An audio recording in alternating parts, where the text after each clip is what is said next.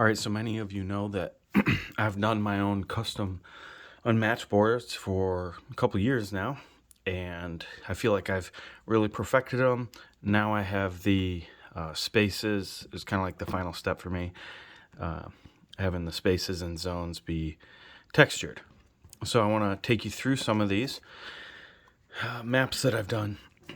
I do want to say that all the maps that I have done,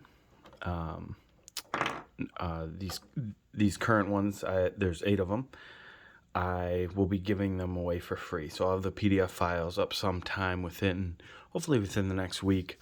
And I'll make some posts on my Instagram and on the Facebook and on the Discord where you can find them once I figure out how to do that.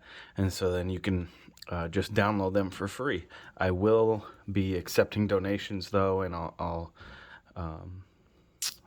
put directions for that too in the description when I make my post. So, but for now, I just want to go over some of these maps. They are the same size as regular Unmatched maps, and characters fit on there nicely.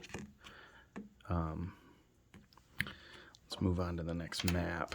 I do want to say that on each of my maps, I do have bananas, little bananas that I've hidden, and you can find them on each of these maps. Just a little Easter egg.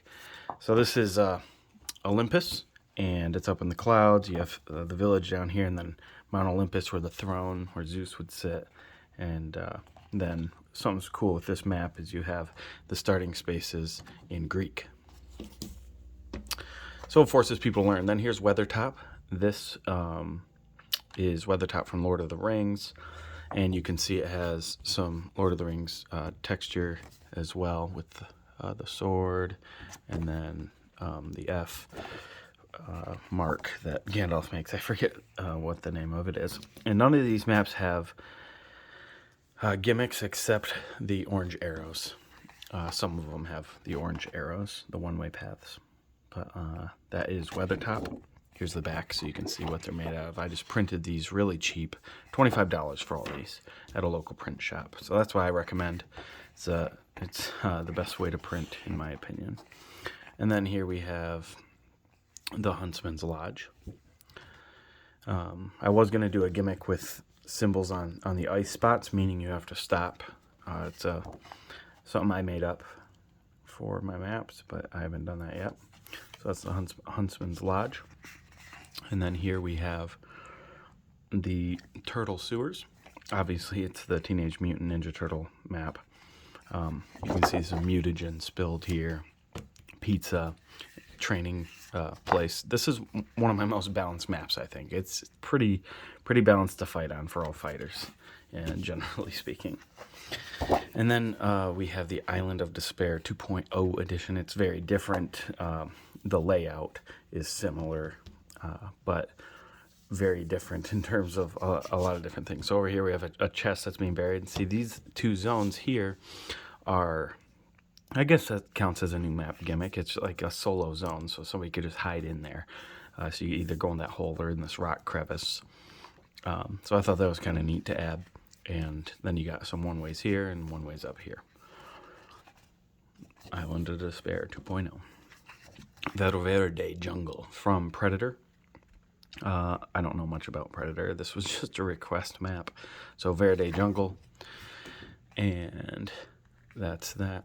It's just a simple thing. I was going to do the same as the ice map, where you have to stop once you go in these like swampy spots here.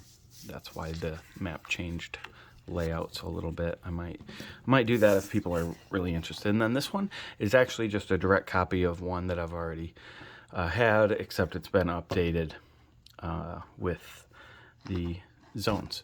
So these are the tangible maps that I'm selling. I do have one more to show you guys, and this one is the coolest one.